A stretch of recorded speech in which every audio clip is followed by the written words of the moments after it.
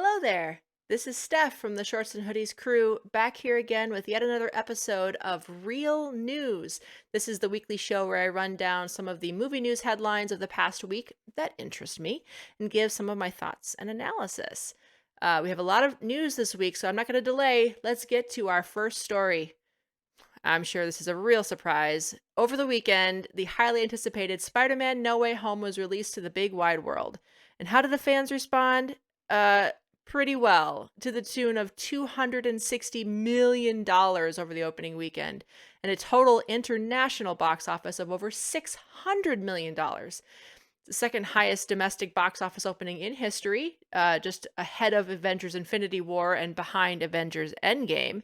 And it's the third highest international box office take of all time, just behind Avengers Endgame that had 1.2 billion.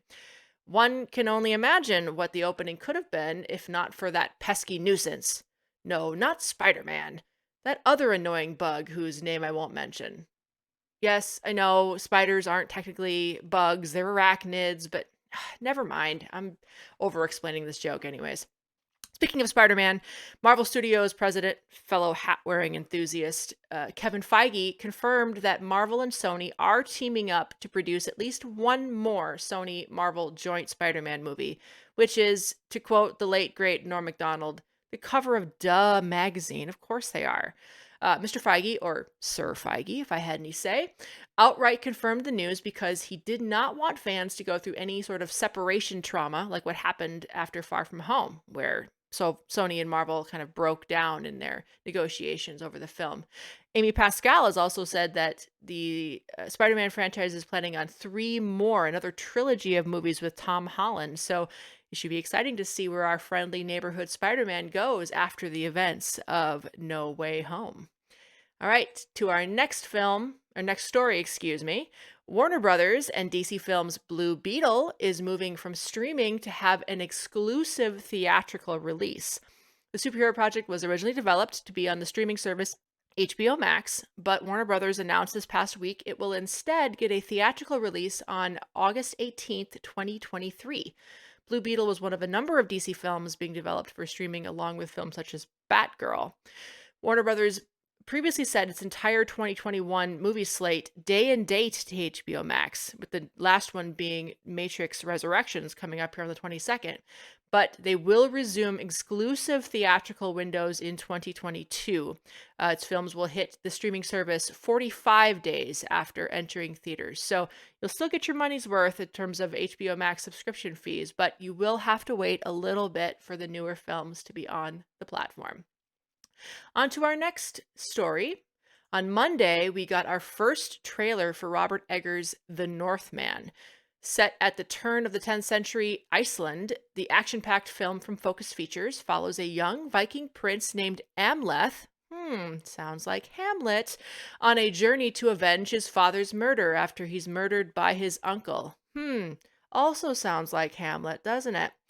The period piece also stars Anya Taylor-Joy, Nicole Kidman, Ethan Hawke, Willem Dafoe, and the great Bjork, who I believe has not been in a film for 20 years.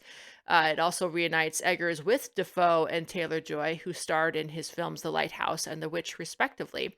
I do love to see directors working with actors over and over again, a la Leonardo DiCaprio and Martin Scorsese, Christopher Nolan and Robert Pattinson, and all these sorts of team ups. I love a director that likes to work with specific actors over and over again. So I'm excited to see this movie. And if you want to see my full thoughts on this trailer, head over to the Shorts and Hoodies channel and see my full trailer reaction and check out my cool hat. On to our fourth story. Director Denis Villneuve, fresh off his critical and commercial success of Dune Part 1, has announced the project he will be directing after he completes Dune Part 2, and he is staying in the sci-fi genre. He signed up to direct Rendezvous with Rama, a story by the great sci-fi writer Arthur C. Clarke, which follows a group of human space explorers who are tasked with intercepting an alien starship hurtling through the solar system, which may result in mankind's first contact with alien intelligence. allegedly. Alcon Entertainment, which produced the previous Villeneuve outings of Prisoners and Blade Runner 2049, have the rights to the 1973 book, and it's reported that the movie will include actor Morgan Freeman, who has been working behind the scenes to produce the film. Denis Villneuve, Morgan Freeman in a film together? Yes, sign me the heck up for that. I look forward to seeing that in the far future. In our fifth story, this is a very sad one, unfortunately. In the ongoing saga that is Bam Margera versus the rest of Jackass, a judge has entered a ruling that is in Bam's favor regarding a lawsuit he filed against the upcoming Jackass Forever, which was set to premiere February 4th of 2022. The suit, which was originally filed back in August of 2021, was filed by Margera due to his firing from Jackass Forever, which he alleges was illegal and done so that the filmmakers and Johnny Knoxville could steal his intellectual property without compensating him. Now, in fairness, Knoxville and the company claim that the firing was due to Margera's inability to stay sober for the shooting of the film, which is incredibly sad to hear. Knoxville and Jeff Tremaine, Paramount, MTV, and others were the defendants in the suit and had sought to get the lawsuit thrown out. A Los Angeles Superior Court has now issued a tentative ruling that the lawsuit may proceed, finding that Margera's claims have a probability of success against the defendants. The February 4th release of the movie remains in jeopardy as a result of the court's ruling. So the court did not eliminate Margera's ability to seek a bar to bar the release of the film. And according to Bam's attorney, the ruling also allows him to seek a temporary restraining order, though it's not reported against who he would file that restraining order. Previously, the director of Jackass Forever filed a restraining order against Margera after an incident that happened during the filming of the movie. As of now, the movie is still planned to be released, but I'll be keeping an eye out for further updates to see how this film progresses. Either way, it's incredibly sad to see this fun group of guys on the outs, and I certainly hope that both sides can reconcile amicably in the very near future. All right, in our final story, a little bit happier than the last one, Kick-Ass is going to be rebooted? What? Matthew Vaughn has announced in an interview with Collider that he's working on it. After the success of R-rated comic book fare like Deadpool and Joker, Vaughn says that studios are far more likely to consider further R-rated features, and so he's already completed a story that he plans to shoot, which he calls effing nuts. He says that the original stars of the film, Aaron Taylor Johnson and Chloe Grace Moretz, will not be coming back. They're a little bit old to be playing kick-ass kids, so he'd be looking to cast a new cadre of young actors. Those actors, though, in his words, must be very brave to play in the new Kick-Ass movies because the script will scare the bleep out of them. However, there is one caveat to the story. He does have to wait for the rights to revert back to fully start the rebooting process. The rights are scheduled to revert in about 2 years.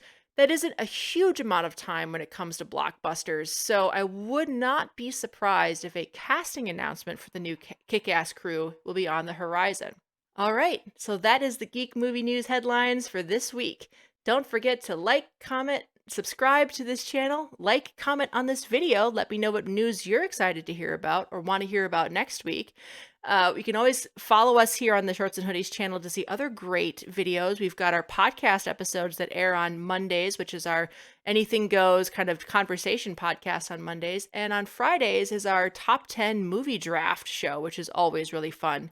You can also find other fun shows like trailer reactions, both movie, video game, and other trailer reactions, S&H Wrestling, and Level Up with Jared, which is a fun video game news-related show. So, that is our show for this week. I have been Stephanie, and I'm going to sign off. Bye!